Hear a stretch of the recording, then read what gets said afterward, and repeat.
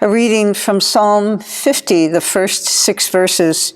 The presence of God shines in ways both powerful and redeeming. The Mighty One, God the Lord, speaks and summons the earth from the rising of the sun to its setting. Out of Zion, the perfection of beauty, God shines forth. Our God comes and does not keep silence. Before him is a devouring fire and a mighty tempest all around him. He calls to the heavens above and to the earth that he may judge his people. Gather to me, my faithful ones, who made a covenant with me by sacrifice. The heavens declare his righteousness, for God himself is judge. Word of God, word of life. Thanks be to God. A reading from 2 Corinthians, the 4th chapter. Just as God made light shine at creation, so God makes the light of Christ shine in our hearts and our lives through our ministry in his Son's name. Brother Paul writes, even if our gospel is veiled, it is veiled to those who are perishing.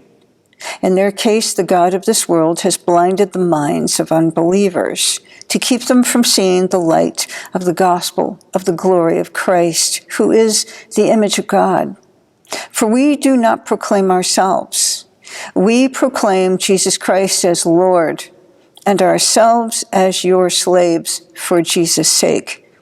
For it is the God who said, "Let light shine out of the darkness," who has shone in our hearts to give the light of the knowledge of the glory of God in the face of Jesus Christ.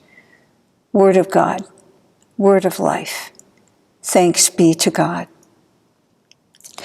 Mark's gospel presents the transfigured Christ as a preview of what would become apparent to Jesus' followers after his resurrection. Confused disciples are given a vision of God's glory revealed in the beloved Son. A reading from the Holy Gospel according to Mark, the 9th chapter. Glory to you, O Lord. 6 days later, Jesus took with him Peter and James and John and led them up on a high mountain apart by themselves, and he was transfigured before them. And his clothes became dazzling white, such as no one on earth could bleach them. And there appeared to them Elijah and Moses, who were talking with Jesus. And then Peter said to Jesus, "Rabbi, it is good for us to be here. Let us make 3 dwellings, one for you, one for Moses, and one for Elijah." He did not know what to say, for they were terrified. And then a cloud overshadowed them, and from the cloud there came a voice, "This is my Son, the beloved. Listen to him." And suddenly, when they looked around, they saw no one with them anymore, but only Jesus.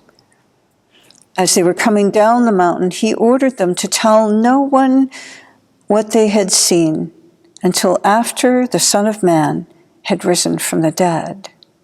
The Gospel of the Lord. Praise to you, O Christ.